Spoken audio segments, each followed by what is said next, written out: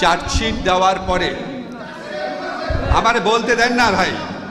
আপনারা যদি আমার সাথে কথা বলতে চান, আপনাদের 3 জন প্রতিনিধি আমার সাথে প্রোগ্রামের পর আমার সাথে এসে বসে কথা বলেন, কোনো অসুবিধা নাই, সব কথা বলবো।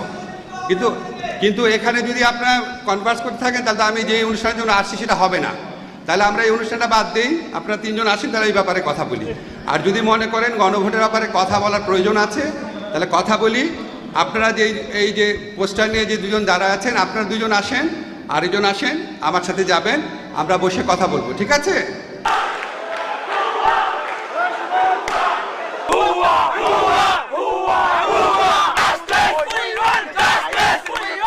আসিফ নজরুল আইন উপদেষ্টা